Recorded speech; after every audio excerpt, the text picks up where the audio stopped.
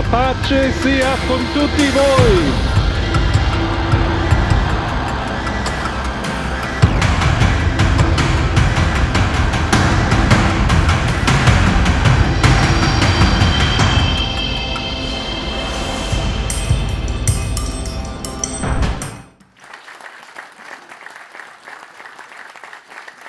Fratelli cardinali, saluto e ringrazio tutti voi per questo incontro e per i giorni che lo hanno preceduto, dolorosi per la perdita del Santo Padre Francesco, impegnativi per le responsabilità affrontate insieme e al tempo stesso secondo la promessa che Gesù stesso ci ha fatto, ricchi di grazia, di consolazione nello Spirito.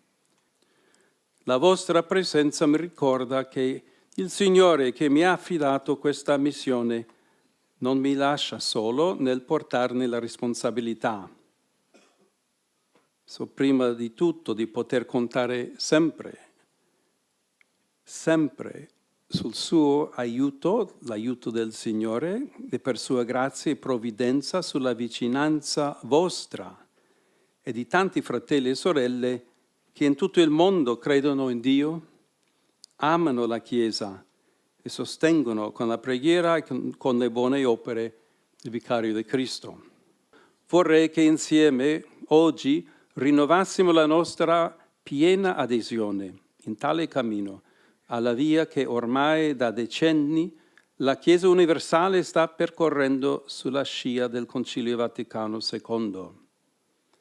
Papa Francesco ne ha richiamato e attualizzato magistralmente i contenuti dell'esortazione apostolica Evangelii Gaudium, di cui voglio sottolineare alcune istanze fondamentali.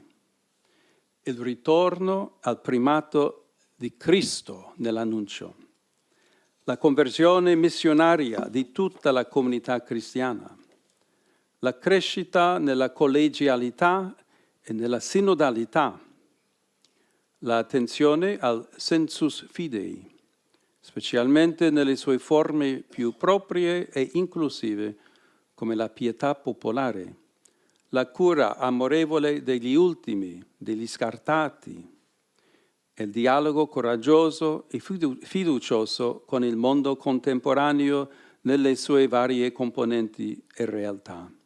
Proprio sentendomi chiamato a proseguire in questa scia, ho pensato di prendere il nome di Leone XIV.